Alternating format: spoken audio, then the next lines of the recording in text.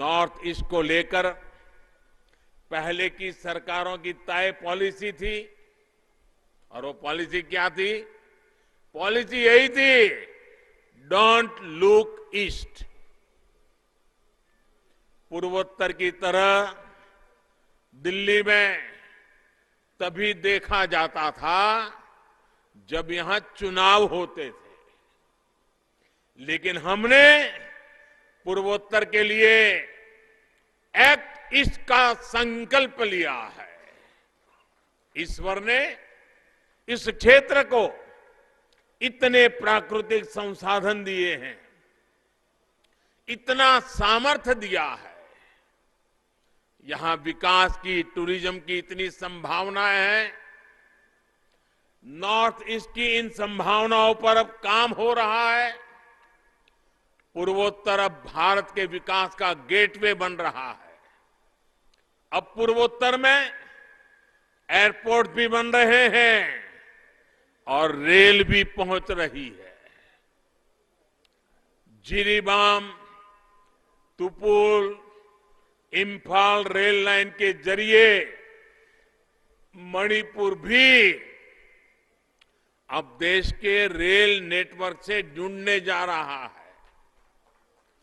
Imphal Maurya highway यानी Asian highway,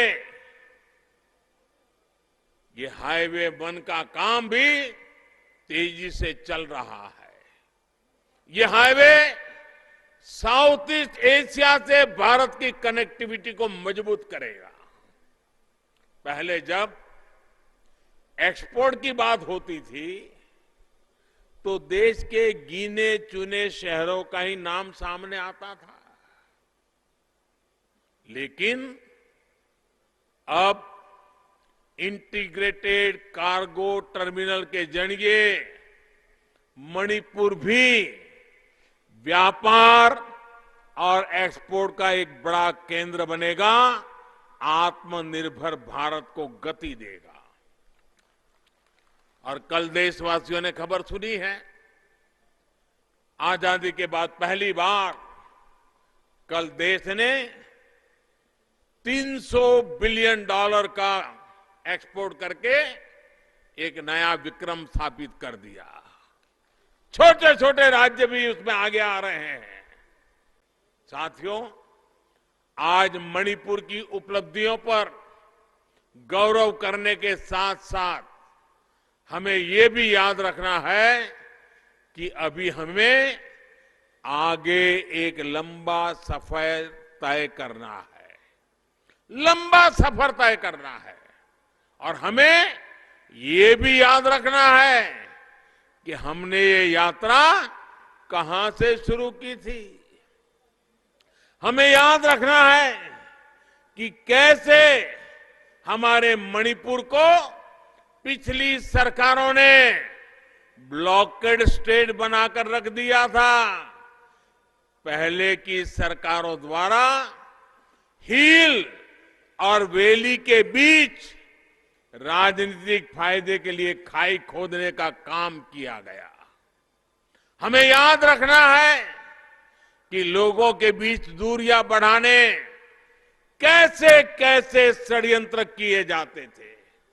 साथियों, आज डबल इंजन की सरकार के निरंतर प्रयास की वजह से इस क्षेत्र में उग्रवाद और असुरक्षा की आग नहीं है, बल्कि शांति और विकास की रोशनी है। पूरे नॉर्थ ईस्ट में सैकड़ों नौजवान हथियार छोड़कर विकास की मुख्य धारा में शामिल हुए हैं। जिन समझौतों का दशकों से इंतजार था, हमारी सरकार ने वो ऐतिहासिक समझौते भी करके दिखाए हैं। मणिपुर ब्लॉकेड स्टेट से इंटरनेशनल ट्रेड के लिए रास्ते देने वाला स्टेट बन गया है। हमारी सरकार ने हिल और वैली के बीच खोदी गई खाई को पाटने के लिए गो टू हिल्स और गो टू विलेज ऐसे अभियान चलाए हैं। इन प्रयासों के बीच आपको ये याद रखना होगा कि कुछ लोग सत्ता हासिल करने के लिए मणिपुर को फिर अस्थिर करना चाहते हैं।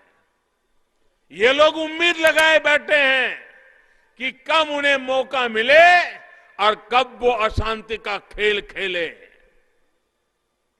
मुझे खुशी है कि मणिपुर के लोग इन्हें पहचान चुके हैं और मणिपुर के लोग यहां का विकास रुकने नहीं देंगे। मणिपुर को फिर से अंधेरे में नहीं जाने देना है।